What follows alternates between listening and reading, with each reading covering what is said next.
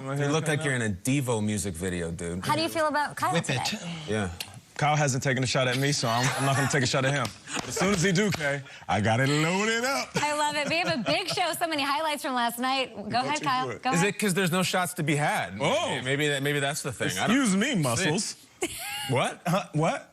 Can we get to the game? Isn't there a football game? Not until we talk about salute to service. Okay. Of course, we're all wearing the same pins, even though we all look very different this morning. It is an NFL year-round effort to honor, to empower, to connect with our nation's service members, veterans, their families, through long-standing partnerships that support our military community. I think I speak on behalf of everyone here at this breakfast table in saying thank you. Thank you to our armed forces for serving in the United States, for taking care and protecting us around the world. Join the NFL. Join us in saluting to service by visiting NFL.com/salute.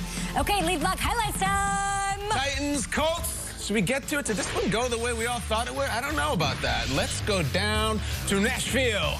Colts, Titans, Ryan Tannehill. Got to get this thing going. Want to be the AFC South division leader early on.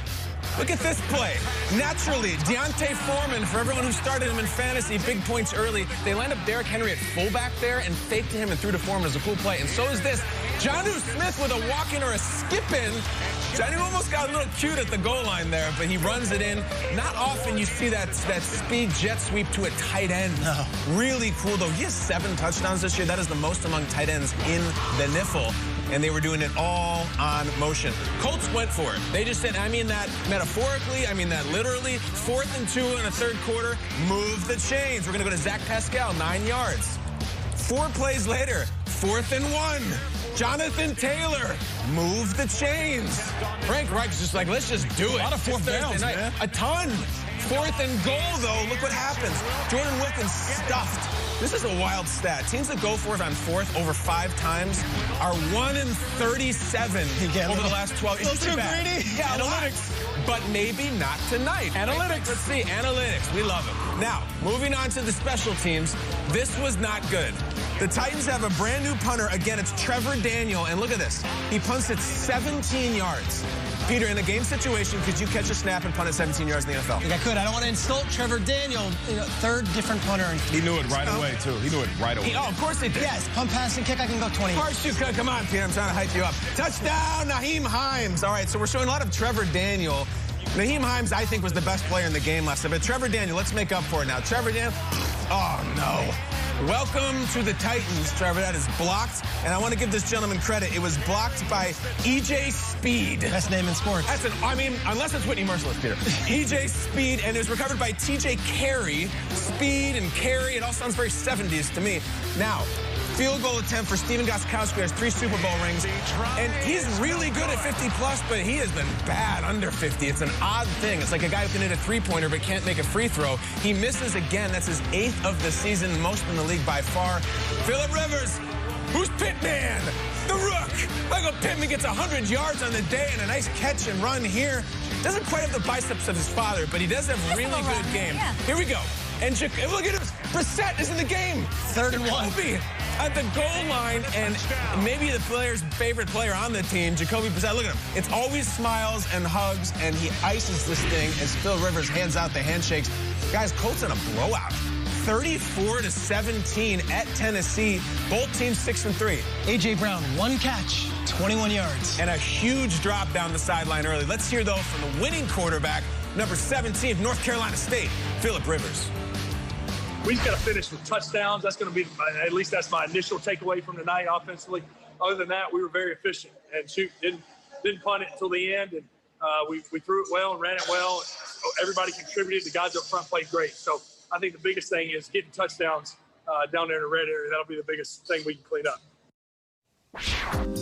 You know I love to see Lip on top of this playoff fixture. He and his team move in first place in the AFC South. The Titans slide down into one of the wild card slots for now.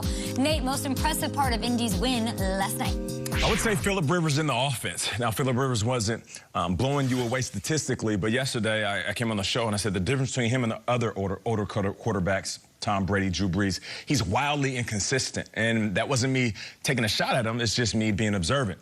Last night, he delivered the ball, and they were balanced. 29 receptions by receivers, 29 attempts on the ground. Talk about a balanced offense. And as much as I can say that Phillip Rivers is inconsistent, maybe he just doesn't have all of his guys at his disposal. Didn't have a huge game by T.Y. Hilton, but he was out there. Last week he was out, I believe, with a groin injury, and they had 10 guys that touched the rock. Wow. We compliment other offenses when they do that. Now, why not the Colts? So this could be Phillip Rivers looking in the mirror, maybe the team, the offense looking in the mirror saying, if all of us are on the field, we're as good as anybody. And I feel like this was a well-balanced game on the offense side of the ball. Phil's going to have to run the show. If Indianapolis wants to beat Kansas City, if they want to beat Pittsburgh, all these teams, they're going to need firepower. They're going to need weapons, and they have one in Naheem Hines. Watching that game last night, talk about it. This guy's got burst. I mean, he was the most explosive player on the night on either side, I think. Look at him. Really, I'm just breaking tackles, doing it effortlessly. And let me point this out. He did not do the crazy celebrations last night, the backflips and the roundoffs and stuff. And I'm glad he didn't, because you can very quickly become the celebration guy, and that's your reputation. Last night, I mean, that's fine. He does a little dance, but he wasn't doing Mary Lou Retton. Last night, he was just a great player and a really cerebral player. We fell in love with him because before the draft, we asked him, why should people draft you? And he said, well, look at the economics of the thing. You're getting a return man, a receiver, and it was an amazing thing. And last night, I thought he had another great quote after the game. It was his 24th birthday last night, which is amazing. And he said, this is my favorite birthday. I'm 24. This is my Kobe year. And, like, he is locked in and a great player, entertaining as hell, but he can just run the ball. Very impressed with Hines last night. 4 touchdowns in the last 2 weeks. Or last 3 weeks, I'm sorry. Last 3 weeks, he has 4 touchdowns. So, to your point, it's not a shtick guy. Like, he's here. No, he's really good. He's really good. People always text me before the draft, right, before their fantasy draft, like, who's the guy in the late rounds that I should take? And I told everyone, Michael Pittman Jr. Like, he's built like Vincent Jackson. I think I said it a million times in our little Zoom sessions that we had when the quarantine started. And, yeah, he has, like, that body type, you know, like Phillip Rivers, like, so. I haven't heard that name in a while. Yeah, and I said it, well, that sucks. I said a lot on the show right here. In 3 months. Yes, of course. So, anyway, love that he had his breakout game. First career touchdown for him. He had a 100-yard game.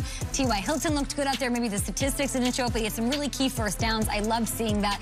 And it's hard to say that a quarterback can be consistent when he doesn't have his guys like T.Y. and Pittman out there together. He did finally last night and put it all together. Not too much pressure from the Titans. And the Titans defense, Trey, shut out this Titans team in the second half. Yeah, and the Pittman thing, it's like the draft process. It was 3 big names. It was Judy, it was Lamb, and of course it was Ruggs. It was Ruggs. And then it was like, there's a bunch of guys that are in that next tier, and Pittman was one of them saying, hey, look what I did at USC. I was dominant and have a better body than all those guys. So, to your point, he's finally developing into that. The Titans weren't beating anybody last night with that special teams display. And this is nothing against Tennessee as a whole, but they will not win a playoff game if they keep things as is. It was atrocious. They make a huge 4th down stop. And, Kyle, you mentioned this guy, Daniel, punts it right out of bounds. You can't win games this way. Not in the AFC, where it's loaded. All right, so what happens next? Naheem Hines comes right out there, and he scores the touchdown. Then there was this one here, a block punt. They brought the house on that. Like, but what are you going to do? Like, it's a tight game, 17-17. You can't have it. And then you bring out Gostkowski, who's a Super Bowl winner, and they've stood by him, and he missed so many field goals on that Monday night game, and he misses a chippy later on. Like, Tennessee, we're looking at it and say, oh, they got blown out, and we're raving about Indiana. If those things don't happen, then maybe you do have a shot with Derrick Henry. Maybe you do have a shot with... That was the quietest second half I've seen from an NFL team that's looking to be a playoff team. I look at Derrick Henry. It was the quietest 100 yards we've seen maybe all season. It was not insignificant. And A.J. Brown had 1 catch for 21 yards. We did flips yesterday. I did, yeah. About A.J. Brown. Whole segment. You did, right. You did. Yeah. I did.